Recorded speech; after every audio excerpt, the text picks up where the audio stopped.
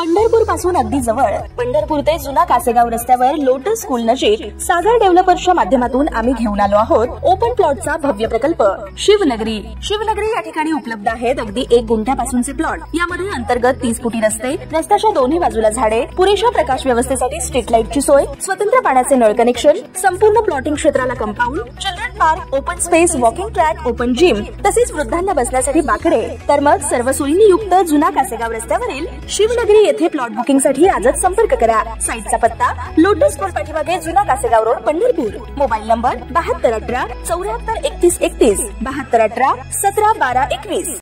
ताज्या घडामोडी पाहण्यासाठी आमच्या YouTube चॅनलवरील PVR म्हणजेच पंढरी वार्ता या न्यूजला सबस्क्राइब करा आणि शेजारील बेल आयकॉनवर क्लिक करा। महाराष्ट्रातील आगामी स्थानिक स्वराज्य संस्थांच्या निवडणुकांच्या पार्श्वभूमीवर धनुष्यबाण निवडणूक चिन्हावरून शिवसेना आणि शिवसेना युबीटी यांच्यातील वादाशी संबंधित प्रकरण 14 जुलैला सुप्रीम कोर्टात सुनावणी पार पडणार आहे।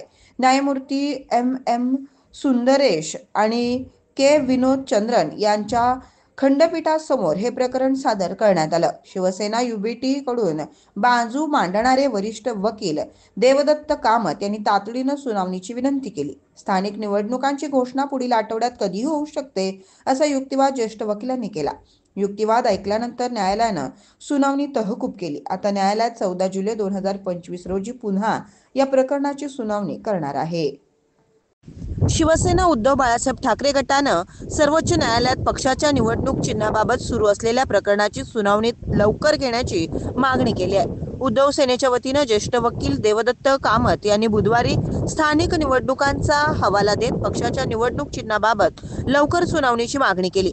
या मागणीला विरोध करताना शिंदे गटाच्या वकिलांनी सांगितलं की निवडणूक चिन्ह वाटपानंतर 2 महत्त्वाच्या निवडणुका लोकसभा आणि विधानसभा झाल्यात। 7 मे रोजी न्यायमूर्ती सूर्यकांत यांच्या अध्यक्षतेखालील नियमित खंडपीठासमोर हीच मागणी करण्यात आली होती। दरम्यान 17 फेब्रुवारी 2023 रोजी निवडणूक आयोगाने एकनाथ शिंदे यांचा शिवसेनेवरील दावा योग्य असल्याचं म्हटलं होतं। आयोगाने शिवसेनेचे मूळ निवडणूक चिन्ह बाण आणि धनुष्य हे देखील शिंदे गटाला दिलं होतं। याविरुद्ध उद्धव गटानं सर्वोच्च न्यायालयात धाव घेतली होती। तेव्हापासून हे प्रकरण प्रलंबित आहे। या काळात लोकसभा विधानसभा निवडणूक पार पडली। आता शिवसेनेचा जीव असलेली मुंबई महापालिका निवडणूक तोंडावर आहे। यामुळे ठाकरेंच्या शिवसेनेला त्यांचे परंपरागत निवडणूक चिन्ह धनुष्यबाण हवंय। यासाठी पुन्हा एकदा सर्वोच्च न्यायालयात सुनावणी घेण्यासाठी मागणी करण्यात आली आहे। स्थानिक स्वराज्य संस्थांच्या निवडणुकांमुळे ही सुनावणी आवश्यक असल्याचं उद्धव सेनेच्या वकिलांनी सांगितलं आहे।